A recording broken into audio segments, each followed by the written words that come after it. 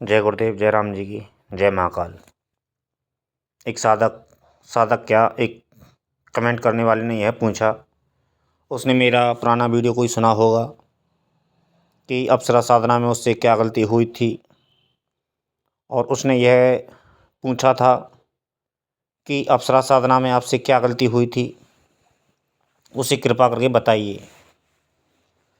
तो अप्सरा साधना में मुझसे क्या गलती हुई थी, मैं आज उसी गलती को अपनी इस वीडियो में बता रहा हूँ, और उससे साधक यह समझ ले कि यदि ऐसी गलतियाँ साधक करेगा तो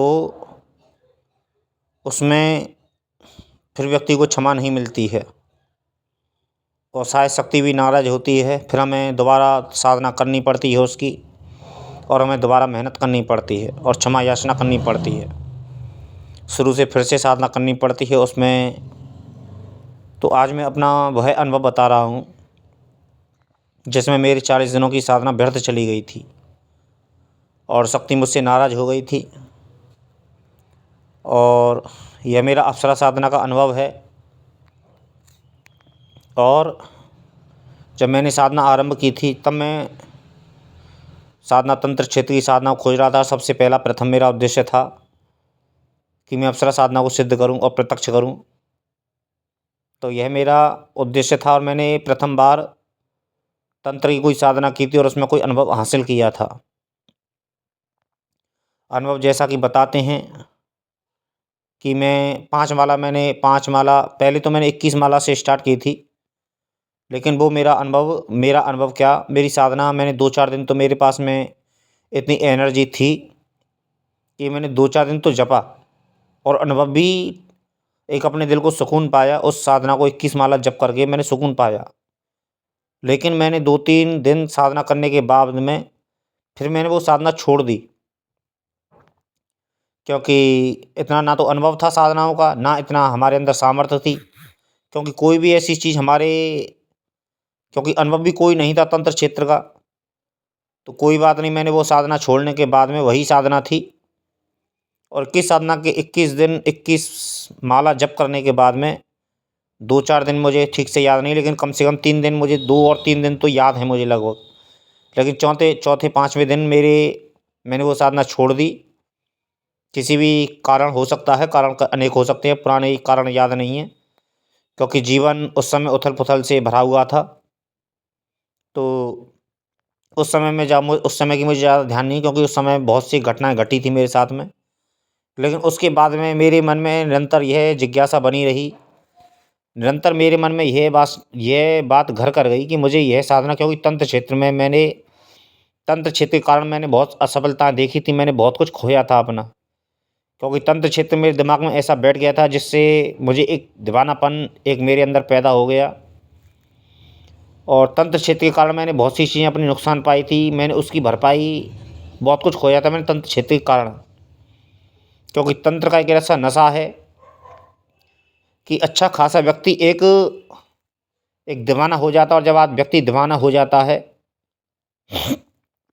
तो दीवाना क्या कर सकता है और दीवाना क्या कर देता है, उसे दीवानगी में तो कुछ याद रहता नहीं है। लेकिन दीवानगी जब उसकी टूट जाती है, दीवानगी का होश जब दीवानगी का नशा जब टूट जाता है, या फिर जब दीवानगी अपने दिमाग से दूर हो जाती है, जब सत्य हमारे सामने आता है, क्योंकि संसार सत्य है, कल्पनाओं में हम बहुत लोग जीते हैं। और तंत्र में ज़्यादातर लोग कल्पना, मेरे पास में भी ऐसे बहुत से कमेंट आते हैं, बहुत से लोग मुझसे कमेंट करते हैं कि इस साधना को मैं यह कर लूँ तो यह हो जाएगा, आप मुझे मेरी मदद कीजिए।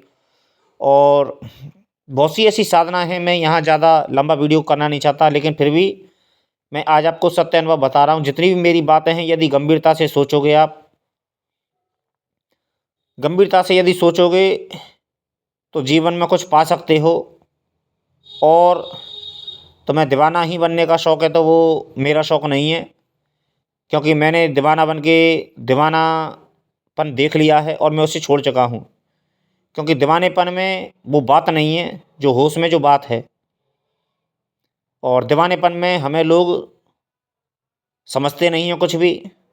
और जब हमें कोई समझेगा ही नहीं तो दीवानेपन का करेंगे क्या हम। कहने का अर्थ ये है, मुझसे किसी ने यह पूछा है कि अप्सरा साधना में तुमसे क्या गलती हुई थी, तो मैं उसी टॉपिक पे आता हूँ, उसी महत्वपूर्ण विषय पे आता हूँ। अप्सरा साधना पहली बार तो मेरी विफल हो गई थी। विफल क्या हुई थी, मेरे मतलब मन में इतनी सामर्थ्य नहीं थी, मैं इतना तैयार नहीं था। क्योंकि हम मन की कल्पनाओं में तो सोचते हैं कि हम ऐसा कर लेंगे, ऐसा कर लेंगे, ऐसा कर लेंगे, लेकिन कल्पना और सत्य में बहुत अंतर होता है। जब शरीर पे जोर पड़ता है, जब कमर में दर्द होने लगता है, 21 माला जप करने का अंतर अर्थ होता है ढाई ढाई घंटा। और 2.5 घंटे स्थिर बैठना कोई बड़ी बात, छोटी बात नहीं होती, बहुत बड़ी बात होती है। तो मैं उसी बात पे आता हूँ। मैं ये मेरी ना तो मैं भूमिका निभा रहा हूँ, ना मैं कुछ, मैं केवल एक अनुभव बता रहा हूँ। जो मेरा पहला प्रयास असफल हुआ था, लेकिन मेरे मन में यही बात चिंता थी, क्योंकि यही बात घर कर गई थी कि मुझे इस चीज़ को जानना है, समझना है तंत्र को। तो कोई बात नहीं, मैंने फिर 5 माला से आरंभ किया। मैंने इस बात का निश्चय किया कि 5 माला, क्योंकि ज़्यादा वक्त भी नहीं लगता, 5 माला से ही अपना अभ्यास स्टार्ट करेंगे और 5 माला से ही अपनी साधना करेंगे। तो 5 माला करते करते मुझे 8वें दिन कुछ ऐसा अनुभव हुआ, जैसे स्त्री का कोई भी, यहाँ तो मेरी कल्पना में ऐसा अनुभव हुआ। वो कल्पना की मुझे, मैं यहाँ बताना नहीं चाहता, केवल इतना ही बताना चाहता हूँ कि 8वें दिन मुझे किसी स्त्री का अनुभव हुआ साधना में। और 8वें दिन के बाद में मैं साधना निरंतर करता रहा। मैंने जीवन में जो अपना संकल्प किया था, उस संकल्प में मुझे वृद्धि मिलती रही। मुझे और कोई अनुभव नहीं हुआ 40 दिन तक। 40 दिन तक मुझे कोई भी अनुभव नहीं हुआ, बस मुझे एक चीज़ की निरंतर एक चीज़ का अनुभव होता रहा। जो मैंने संकल्प किया था अपने व्यापार में, रोजगार में, उसमें मुझे उन्नति मिलती रही। तो मैं इस बात को नोट रोज निरंतर करता था कि जो मैंने अपने संकल्प में जो संकल्प लिया था धंधे व्यापार का, उसमें मुझे उन्नति मिलती रही। लेकिन 40वें दिन मेरे मन में अचानक ख्याल आया, क्योंकि बहुत से लोगों के मैं कमेंट पढ़ता था और बहुत से लोग यह कहते थे कि हमें अनुभव कराइए, तो आप जो चाहें हम वो देंगे। तो मेरे मन में ऐसा ही ख्याल आया कि क्यों ना शक्ति को अनुभव कराया जाए सामने वाले व्यक्ति को। क्योंकि यह तो मैं समझ रहा था कि शक्ति मेरे साथ है, लेकिन मुझे दिख नहीं रही है। लेकिन इस बात को मैं समझ रहा था कि शक्ति मेरे साथ है, मुझे अदृश्य है, मुझे नहीं दिख रही, क्योंकि मेरे पास में इतनी शक्ति नहीं है कि मैं उसे देख सकूं। लेकिन इस बात को मैं समझ रहा था कि मेरे साथ है, क्योंकि मुझे जो निष्कर्ष मैंने अपना जो व्यापार में चुना था, रोज मैं अपना माला जपता था, तभी उसके बाद में मुझे वो चीज़ अनुभव होती थी व्यापार में। मैं जैसे ही माला जप करके पूर्ण होता था, कभी कभी मैं रात में माला बाई चांस कभी कभी ऐसा होता था कि बहुत से बीच में ऐसे पड़ाव आए कि जिससे मैं रात्रि में माला नहीं जप सका। तो वही माला मैंने दिन में जपी। तो दिन में मैंने जब जब कर दी नहीं तो 10-11 बज जाते थे मुझे उठने में और माला जप के फ्री होने में। तो मुझे उसके बाद में वो चीज़ महसूस होती थी। तो ये मैंने अनुभव करता रहा। लेकिन 40वें दिन में मेरे अचानक ही मन में यह ख्याल आया कि जब हमें शक्ति प्राप्त है, तो हम क्यों ना इस चीज़ को सामने वाले को अनुभव कराएं। क्योंकि उससे हमें, वो हमको, जब हम उसे शक्ति का अनुभव कराएंगे, तो वो सामने वाला जब यह कहता है कि तुम्हें जो धन चाहिए हम तुम्हें वो धन देंगे, लेकिन हमें शक्ति का अनुभव कराइए। तो मैंने ऐसा ही, मेरे मन में ख्याल आया कि शक्ति हमारे साथ में ही है, और तो हम उनको अनुभव कराएंगे तो वो हमें पैसा देंगे। तो ये हमारे मन में ख्याल आया। तो उसी दिन अचानक ऐसा हुआ कि ना तो मैं उस दिन तो मैंने साधना कर ली, लेकिन दूसरे दिन सुबह मेरे जो चौकी जो होती है, तो उसमें मैंने 3 पत्थर रखे हुए थे। एक था उसमें मोती, एक था उसमें जर्गिन, और एक था टाइगर। ये तीनों पत्थर थे। और तीनों पत्थरों में से सुबह में जब अपना नहा धो के फ्री हुआ, तो मैं अपने कमरे में, जो रूम था मेरा सेपरेट रूम था, उसमें मैं जब आया, तो उसमें आने के बाद में कोई बात नहीं, ऐसे ही कुछ हुआ था, मैं बाहर निकला था रूम से। तो इतनी ही देर में मुझे मेरे परिवार में, क्योंकि मेरे परिवार में सेपरेट रूम था ऊपर, तो मैं उसमें आया, मुझे किसी ने आवाज़ दी। तो इतनी ही देर में बंदर उस उस चौकी पे से एक मोती ले गया। जब मेरे सामने की ही चीज़ थी, क्योंकि सारी चीज़ें मेरी नज़रों के सामने थी। तो जब मोती ले गया तो मेरी नज़रों में वो चीज़ आ गई। तो मैंने कहीं ना कहीं मेरे मन में ये ख्याल आ गया कि मेरी साधना खंडित हो चुकी है। और मुझे रात का भी ख्याल था, और रात का ख्याल होने के बाद में तो जब मोती ले गया तो मैंने देखा, इधर उधर देखा, मैंने ऊपर देखा, अपने ऊपर की छत पे जो मेरा रूम था उसके ऊपर की छत पे देखा, तो लेकिन वो मुझे मोती कहीं नहीं मिला। तो कहीं ना कहीं मेरे मन में ये शंका आ गई, मेरे मन में शंका आ गई, मेरे मन में यह विचार आ गया कि कहीं ना कहीं मुझसे कोई गलती हो चुकी है और कहीं ना कहीं मेरी साधना खंडित हो चुकी है। तो उसी रात्रि जब मैं मंत्र जाप करने बैठता था, मुझसे मंत्र जपा नहीं जाता था। कहीं ना कहीं मैं जैसे ही मंत्र जपता था, कहीं ना कहीं बीच में अटक अटक जाता था। मैं मंत्र जपते जपते अटक जाता था, मतलब ये है कि मैं मंत्र जप नहीं पा रहा था। तो कहीं ना कहीं मैंने पहले दिन ये प्रयास किया, कोई बात नहीं, चला गया। पहले दिन मैंने छोड़ दी साधना। सुबह दूसरे दिन सुबह जाप करने की कोशिश की तो यही हाल हुआ, यही चीज़ मेरे साथ में घटना घटित घटित हुई। तो मैंने रात्रि में जपने की कोशिश की तो यही घटी घटना। और चौथी सुबह जब मैंने यही चीज़ कोशिश की माला मंत्र जप करने की, तो चौथे दिन भी यही, मतलब मैं मंत्र नहीं जप पा रहा हूँ।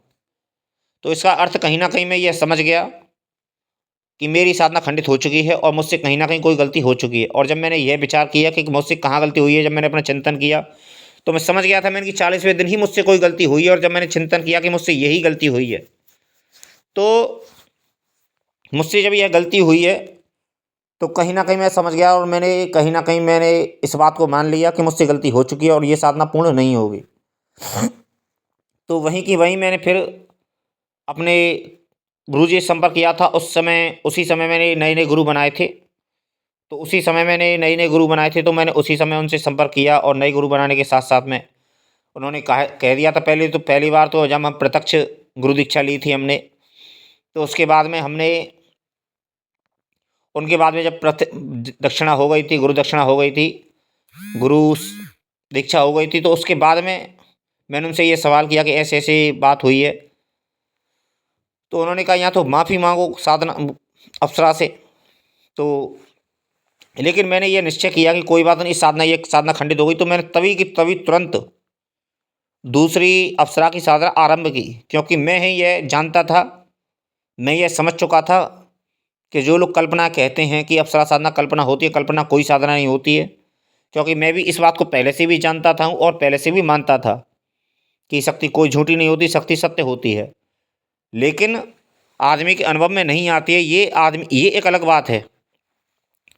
और मैं यह भी जानता हूँ कि साधना में बहुत से पड़ाव होते हैं और साधना की बहुत सी एक गुप्त विधियाँ होती हैं और साधना की एक लिमिटेशन होती है।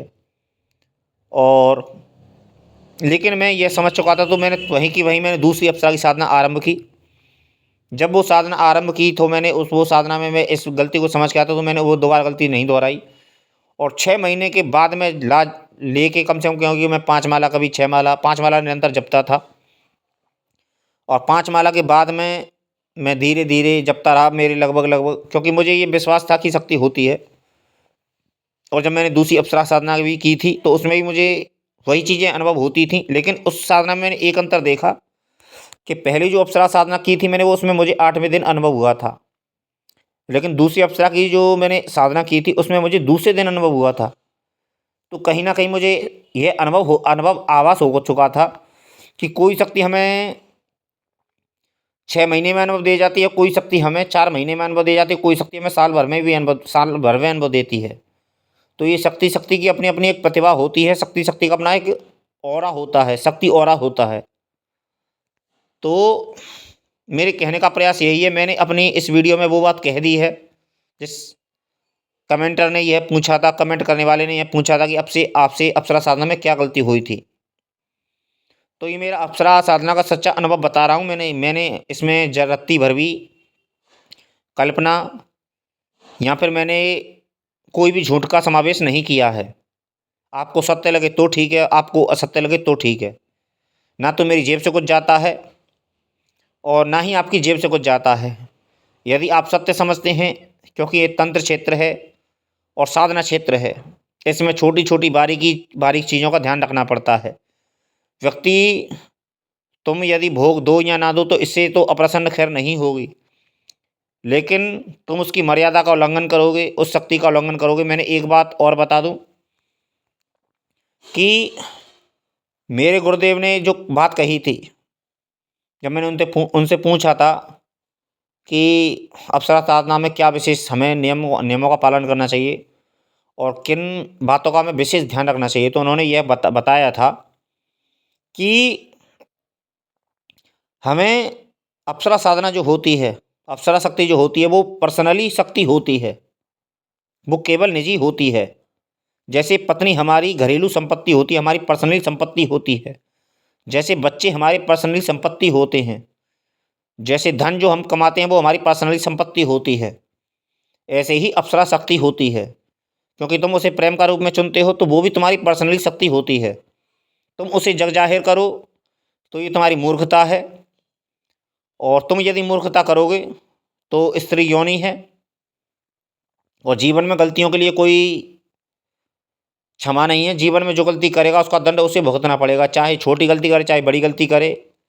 इस बात को मैं भी मानता हूँ, आज भी मानता हूँ और पहले भी मानता था। लेकिन आज मैं प्रैक्टिकल के तौर पे मानता हूँ। पहले मैं मोटे मोटे रूप में मानता था, आज मैं प्रैक्टिकली तौर पे मानता हूँ इस चीज़ को। तो इन गलतियों को ना करें और इन गलतियों का विशेष ध्यान रखें। क्योंकि किसी भी खास करके मतलब किसी भी शक्ति का प्रदर्शन ना करें। और यदि तुम पैसे लेके प्रदर्शन करते हो तो फिर शक्ति तुम्हारी खंडित होती है। और बस मैं यही कहना चाहूँगा कि शक्ति का प्रदर्शन ना करें, शक्ति को गुप्त रखें। चमत्कार जरूर दिखाएं लेकिन फिर भी शक्ति को गुप्त रखें और किसी को प्रदर्शन ना करें। जय गुरुदेव, जय राम जी की, जय महाकाल।